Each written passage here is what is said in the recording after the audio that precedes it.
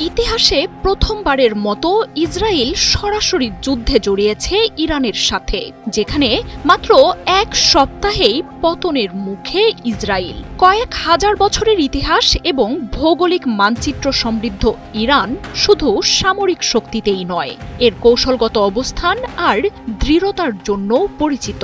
সীমান্ত না থাকায় ইরানকে ইসরায়েল বা পশ্চিমা শক্তির পক্ষে বিমান হামলা করে কখনোই হারানো সম্ভব না, এমনটাই মত বিশ্লেষকদের। স্থলযুদ্ধের জন্য ইরানে প্রবেশ করার দুঃসাহসও করবে না দখলদার কোনো বাহিনী। ইসরায়েলের আগ্রাসী আচরণের পেছনে ছিল তার প্রতিরক্ষা আর অস্ত্র ক্ষমতার অবিশ্বাস্য সব গল্প। এসবে একটাই ধারণা প্রতিষ্ঠা করেছে ইসরায়েল, তা হলো নেতানিয়াহুর দেশটিকে হারানো অসম্ভব। এর আগে সিরিয়া, লেবানন বা থেকে শিখরে মিশরের সাথে যুদ্ধে ছিনিয়ে নিয়েছে তাদের ভূখণ্ড। তবে গেল সপ্তাহে এমন এক শক্তির সাথে ইসরায়েল মুখোমুখি হয়েছে যারা আদতেই ভয়ডরহীন হিসেবে পরিচিত। যুদ্ধের মাত্র এক সপ্তাহে ইরান ইসরায়েলের ক্ষমতার সেসব গল্প আর প্রচারণা ধ্বংস করে দিয়েছে। ইসরায়েলের অপ্রতিরোধ্য আয়রন ডোম, ডেভিড স্লিং বা অ্যারোর মতো প্রতিরক্ষা ইরানের মিসাইলের কাছে এখন অনেকটাই অকেজো।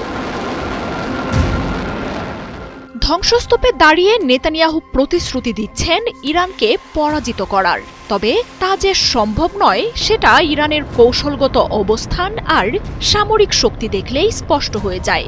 ওমান ও কাস্পিয়ান সাগরের মাঝখানে থাকা দেশটি দখলদার ইসরায়েলের চেয়ে আয়তনেই ৮০ গুণ বড়। তার উপর বিশ্বের সবচেয়ে স্পর্শকাতর জলপথ হরমুজ প্রণালী রয়েছে ইরানের হাতের মুঠোয়। বিশ্ব বাণিজ্য আর অর্থনীতিতে এই পথ বন্ধ করেই ধস নামানোর ক্ষমতা ইরানের হাতে রয়েছে। কৌশলগত অবস্থানকে সঙ্গী করে কিন্তু বসেছিল না ইরান। ইসরায়েলের থাবাজে মধ্যপ্রাচ্যে বাকি দেশগুলোকে ছাড়িয়ে একসময় ইরানেও হাত বাড়াবে সেটা জানতেন আয়াতুল্লাহ খামেনি। অন্য মুসলিম দেশগুলো যখন ইসরায়েলকে আক্রমণ না করার শর্তে মার্কিন অস্ত্র কিনেছে কোটি কোটি ডলার ব্যয় করে, তখন পশ্চিমা নিষেধাজ্ঞায় জর্জরিত দেশটি নিজেদের প্রযুক্তিতে এমন সব বাস্তবসম্মত অস্ত্র তৈরি করেছে যা বিশ্বের শীর্ষ সামরিক শক্তি মার্কিন প্রতিরক্ষাকে ছিন্ন ভিন্ন করে দিচ্ছে। এমন পরিস্থিতিতে যুক্তরাষ্ট্রও যে কোনো দিন এই লড়াইয়ে সামিল হতে পারে, তবে বিমান হামলা বা বোমা মেরে ইরানকে পরাজিত করা সম্ভব নয়। এই যুদ্ধের জন্য বহু যুগ ধরে নিজেদের প্রস্তুত করেছে ইরান। তাই দেশটির সামরিক শক্তির গোপন এক ভাণ্ডার এখনো ধরা ছোঁয়ার বাইরেই রয়ে গেছে। ১৬ লাখ বর্গ কিলোমিটারের ইরান জুড়েই ছড়িয়ে রয়েছে এসব শক্তি।